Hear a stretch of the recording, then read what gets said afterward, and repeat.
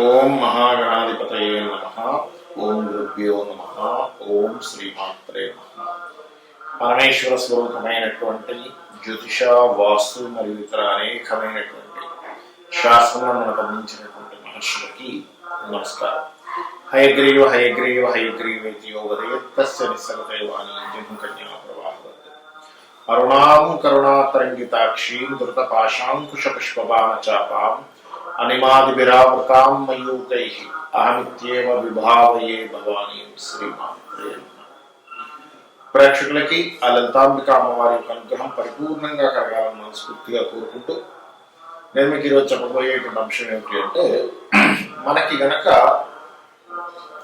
ఏదైనా ఒక అంశము ముందుగా తెలిసినా లేదా ముందుగా దాన్ని మనం కంట్రోల్ చేయగలమని మనకు అనిపించినా అది మన జీవితాన్ని మారుస్తుంది. గుర్తుపెట్టుకోండి, ఇది ముందుగా తెలిసినా ఆ తెలిసిన విషయం మనం కంట్రోల్ చేయగలం అనుకున్నా, లేదా మనం ఒక పని చేయడం ద్వారా అది కంట్రోల్ అవుతుందని అనుకున్నా కూడా మన జీవితం అద్భుతంగా మారుతుంది. ఇది ఈరోజు టాపిక్.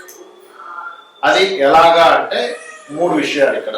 ఒకటి, మన స్వప్నంలో రావడం వల్ల తెలుసుకోవడము, లేదా మన చుట్టూ ఉన్నటువంటి పరిస్థితులు నిమిత్త శాస్త్రమే అంటారు, నిమిత్తం ద్వారా తెలియడము. మూడవది, ఈ తెలిసిన అంశాన్ని మనం ఏ రకంగా దాన్ని మన జీవితంలో మార్చుకోవడానికి ఏం చేయగలము అనేటువంటి విషయం. ఈ 3 విషయాలు ఇప్పుడు మనం తెలుసుకోబోతున్నాం. ఒక్కొక్క రాశి రీత్యా ఒక్కొక్క లగ్న రీత్యా చూసుకుంటే కనుక, ముందుగా మేష లగ్నము, మేషరాశి. మీరు గుర్తుపెట్టుకోండి, మీకు గనక స్వప్న రూపంలో కానీ లేకపోతే బయట కనబడేటువంటి ఇండికేషన్స్ రూపంలో కానీ గుర్తుపెట్టుకోండి, పర్టికులర్గా అధికారులు అంటే గవర్నమెంట్ అధికారులు, లేకపోతే అంటే ఒక సూర్యుడికి సంబంధించినటువంటి విషయము, ఒక పేరు పెట్టాలని తెచ్చినటువంటి అంశము కనుక మీకు ఎప్పుడైనా వచ్చింది అంటే, మీరు చుట్టూ పక్కన ఉన్నటువంటి వాటిల్లో మీకు అటువంటి సంఘటనలు పాజిటివ్గా ఎదురవుతున్నాయి అంటే, మీరు చేయబోయే మంత్రం అంటే మీరు చేయబోయేటువంటి మంత్రం ఏదైతే ఉంటుందో, ఎవరి దగ్గర తీసుకుని భగవత్ సంబంధించింది, అది మీకు సిద్ధించబోతుందని ఒక అర్థము. రెండవది ఏమిటంటే, మీరు చేయబోయేటువంటి పని సక్సెస్ అవ్వబోతుందని అర్థం. ఓన్లీ మేషం వారి, వేరెవరు కూడా వర్తిస్తుంది, కానీ ఇది జనరల్గా ఉంటాయి. కొన్ని స్పెసిఫిక్గా లగ్నం బట్టి ఉంటాయి, ఆ రాశి బట్టి ఉంటాయి. లగ్నం తెలిస్తే లగ్నం, రాశి తెలిస్తే రాశి. ఇది స్వప్న రూపంలో వచ్చినా మీకు పాజిటివే. చుట్టుపక్కల మనం ఒక్కోసారి చూడండి, మనం ఏదో ఒక పని చేద్దాం అనుకుంటాం, గబుక్కున్నప్పుడే ఒక వీడియో చూస్తాం, ఈ పోలీస్ అధికారికి మంచి పేరు వచ్చింది, లేకపోతే ఈ గవర్నమెంట్ అధికారికి మంచి పేరు వచ్చింది అంటే, గవర్నమెంట్, తండ్రి, రాజకీయ సంబంధించిన అంశాల్లో మీరు ఏదైనా ఒక పాజిటివ్ సంబంధించినటువంటిది విని మీరు గనక స్టార్ట్ చేశారు అంటే, అక్కడి నుంచి మీ లైఫ్ ఒక మంచి స్టేజ్లోకి వెళ్ళబోతుందని అర్థం. అలా కాకుండా ఉదాహరణకి ఒక మిస్కమ్యూనికేషన్ జరిగింది మీకు, ఆ మిస్కమ్యూనికేషన్ జరిగిన తర్వాత మీరు ఆ పని ప్రారంభించారు, ఇట్స్ గోయింగ్ టు డ్రాస్టిక్ ఇబ్బంది రాబోతుందని అర్థం. అది స్వప్న రూపంలో కావచ్చు, మీ చుట్టుపక్కల ఉన్నటువంటి విషయాల్లో కావచ్చు. ఇంకొక క్లూ కూడా చెప్తాను. చెట్టు ఏదో నరికేస్తున్నారని మీకు అప్పుడే న్యూస్ లేకపోతే ఫోన్లోనో సంథింగ్ చూస్తున్నారు, అప్పుడే ఏదో నిర్ణయం తీసుకోబోతున్నారు, దెన్ స్టాప్. బికాజ్ ఆఫ్ ఇక్కడ ప్రకృతి ఇండికేషన్. దీన్ని బాగా అర్థం చేసుకోండి. ప్రకృతి ఒక ఇండికేషన్. ప్రకృతి అంటే ఎవరో కాదు, ప్రకృతి అంతా సాక్షాత్ అమ్మవారే. ఆ యొక్క పరమేశ్వరుడే ప్రకృతి రూపంలో ఉన్నాడు. ప్రకృతి ఆయనే ప్రకృతి, అమ్మవారి ప్రకృతి అమ్మవారు. ఇది మీకు పరిపూర్ణంగా అర్థమైతే కాన్సెప్ట్ అర్థమైపోతుంది.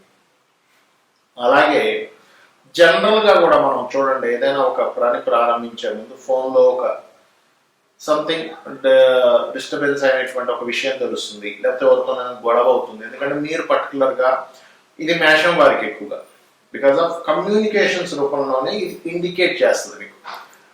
ఫోన్లో మాట్లాడుతున్నామా, ఎవరితో మాట్లాడుతున్నామా, అప్పుడే ఫైర్ అయ్యామా, దాని తర్వాత ఏదో అగ్రిమెంట్ చేయాలి అంటే, చిన్న ఎగ్జాంపుల్ చెప్తాను. ఎవరితో మనం ఏదో అగ్రిమెంట్ చేసుకోబోతున్నాం, లేకపోతే ఎవరికో డబ్బులు ఇవ్వబోతున్నాం, లేకపోతే ఏదైనా ఒకటి కట్టబోతున్నాం.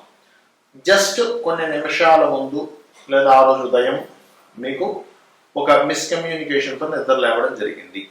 సో మీరు అప్పుడు అర్థం చేసుకోవాల్సిన అంశం ఏమిటంటే, ఓకే నాకు ఇది ఏదో ఎందులోనో ఇరికించబోతుంది నా లైఫ్ని అనేటువంటి దాన్ని ఒకసారి మీ స్పృహలోకి వచ్చి, అంటే ఐ మీన్ మీరు అర్థం చేసుకొని దానికి సంబంధించినటువంటి డీటెయిల్డ్లోకి వెళ్ళాలి.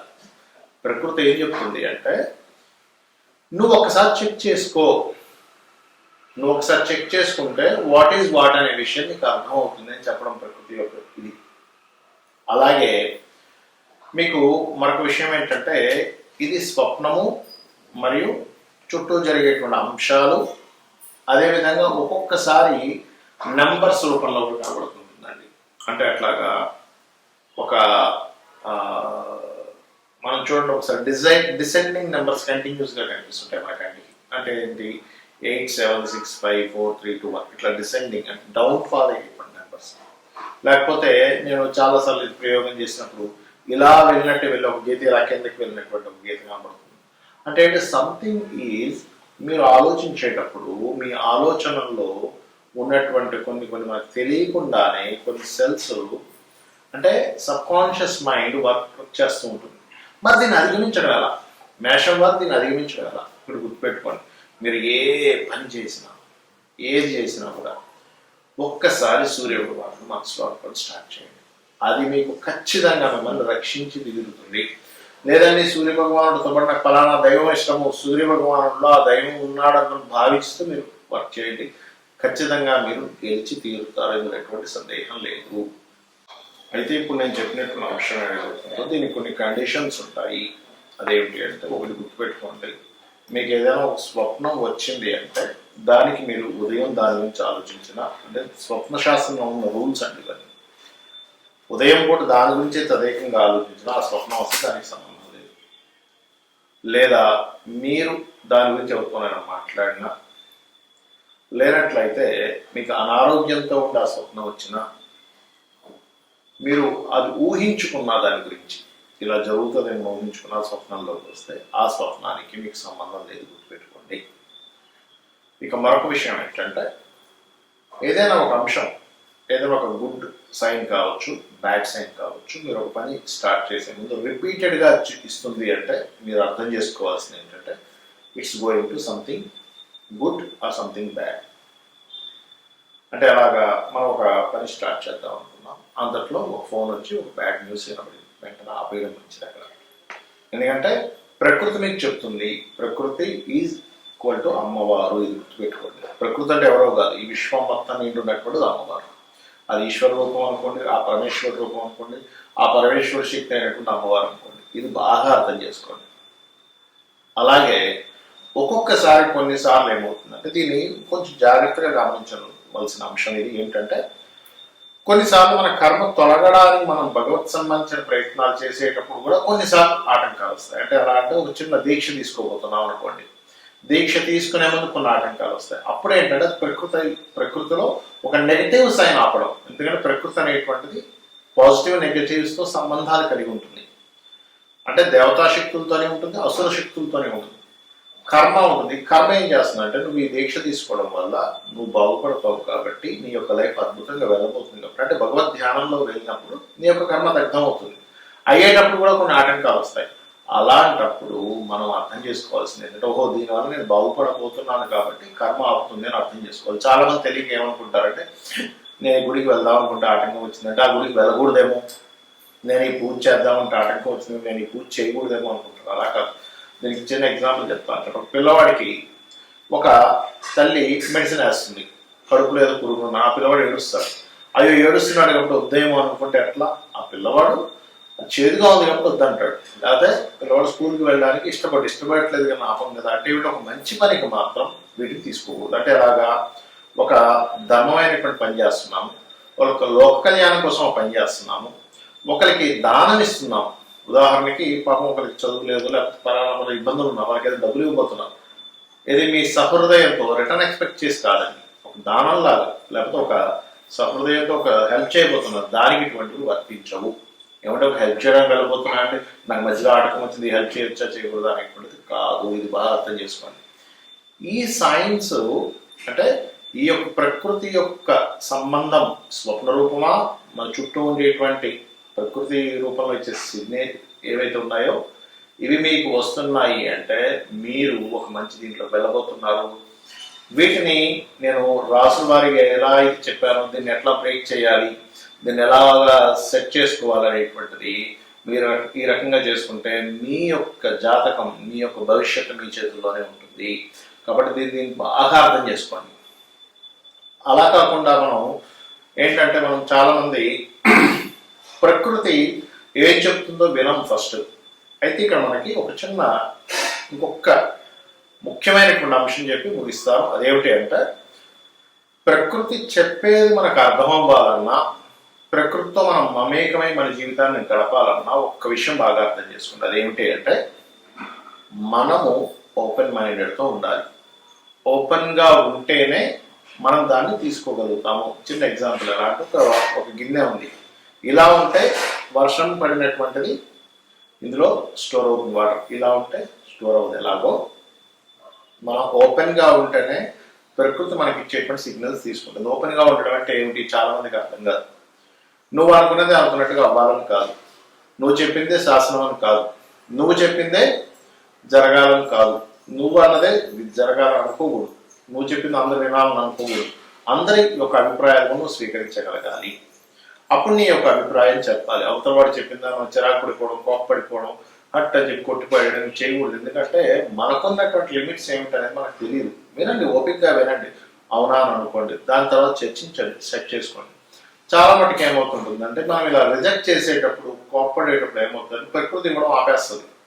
ప్రకృతి ఏం చేస్తుందంటే మన చుట్టూ ఉన్న మనుషుల రూపంలోనో జంతువుల రూపంలోనో కొన్ని ఇండికేషన్స్ ద్వారా మనకి చెప్తూ ఉంటుంది. మనం ఎప్పుడైతే ఇది పనికిరాదు, నువ్వు చెప్పకు, నువ్వు నాకు చెప్పేంతటి వాడివా, నేనే నీకంటే గొప్పవాడిని, నేనే నీకంటే బాగా తెలివైన వాడిని, నువ్వెంత నా ముందు అనేటువంటి ఒక అహంకార ధోరణితో మనం కనుక వెళ్తున్నామంటే మన యొక్క లైఫ్ జర్నీలో అది ఏమవుతుంది అంటే అది అక్కడికి ఆపేస్తుంది. ఓకే, ఇతనిలో కామక్రోధాలు బాగా పెరిగిపోయాయి అనమాట, నేను చెప్పాల్సిన అవసరం లేదు అనేటువంటిది. అంటే దాని అర్థం ఏమిటి, ప్రకృతిలో ఉన్నటువంటి అసుర శక్తులు మనల్ని ఆవహిస్తున్నాయి. ప్రకృతిలో ఉన్న దైవీ శక్తులు మనం ఆవహించాలన్నా, ప్రకృతిలో ఉన్నటువంటి దైవీ శక్తులు మనకు తోడుండాలన్నా మనం త్రిగుణమును గెలవాలి. అయితే ఇక్కడ ఇప్పుడు ఉన్నటువంటి సిచ్యువేషన్స్లో, ఇప్పుడు రాహు ఉన్నటువంటి సిచ్యువేషన్ కానివ్వండి, శని ఉన్నటువంటి సిచ్యువేషన్ కానివ్వండి, కేతు ఉన్న సిచ్యువేషన్స్ కానివ్వండి, ముఖ్యంగా ఉదయాన్నే నిద్ర లేచి ఒక్కసారి మీరు గణపతిని, అంటే నాకు ఏ రాశి నక్షత్రం ఏమీ తెలియదు అంటే అప్పుడు ఏం చేయాలని చాలా మంది అడుగుతూ ఉంటారు. పొద్దున్న నిద్ర లేచిన వెంటనే కూడా మీరు ఒక్కసారి మహాగణపతిని తలుచుకోవడం, ఒక్క 2 నిమిషాలు స్కందుని దర్శనం చేసుకుని ఫోటో చూసి లేకపోతే ఏదైనా ఫోన్లో పెట్టుకొని, దాని తర్వాత చక్కగా మీరు మీ యొక్క నిత్య జీవితాన్ని గడపండి నిద్రపోయేటప్పుడు. ఎందుకంటే ఉదయం నిద్ర లేచిన వెంటనే మీరు ఎప్పుడైతే అది చేశారో ఆటోమేటిక్గా ఆ రోజంతా కూడా జపం చేసిన ఫలితం వస్తుందని శాస్త్రం చెప్తుంది. నిద్రపోయే ముందు నమశివాయ పంచాక్షరి మంత్రాన్ని చేస్తూ అలా నిద్రలోకి వెళ్ళండి. రాత్రి నుంచి ఉదయం వరకు మీరు చేసినటువంటి జప ఫలితం లాగా వస్తుందట. అంటే రాత్రి నిద్రపోయినప్పటి నుంచి నిద్ర లేచిన వరకు చేసిన జపం వస్తుంది. ఇంతకంటే గొప్పది మరొకటి లేదు. ఎందుకంటే మీరు 24 hours మీరు దైవ నామస్మరణలోనే ఉన్నారని చెప్పి దీని యొక్క అర్థం. అంటే అప్పుడు ఏమవుతుంది, దైవం మనతో ఉంటుంది. మనం చేసే ప్రతి పనికి కూడా ఒకవేళ మీకు ఒక ఫెయిల్యూర్ వచ్చింది, కంగారు పడకండి, అది ఫెయిల్యూర్ కాదు, అది వద్దు అని చెప్పి ప్రకృతి చెప్పడం, అది నీకు మంచిది కాదు అని ప్రకృతి చెప్పడం. ఒక సక్సెస్ వచ్చింది, ప్రకృతి మీకు ఇచ్చింది అనుకోండి. లైఫ్ అనేటువంటి ఈ జర్నీలో టర్నింగ్ పాయింట్స్ ఎలా వస్తాయో, స్పీడ్ బ్రేకర్స్ ఎలా వస్తాయో అలాగే అనుకోండి. కానీ ఇది రాలేదని చెప్పి బాధపడడం, ఇది వచ్చేసిందని పొంగిపోవడం చేయకండి దయచేసి. ఈ రకంగా మీరు కనుక ఉండగలిగితే ప్రకృతి కంప్లీట్గా మీతోనే ఉంటూ మీ యొక్క లైఫ్ని విజయవంతం వైపు తీసుకువెళ్తుంది. మీ అందరికీ లైఫ్ ఈ యొక్క దైవ అనుగ్రహము, ఆ పితృదేవతల అనుగ్రహం పరిపూర్ణంగా ఉండాలని కోరుకుంటూ శ్రీమాత్రేయ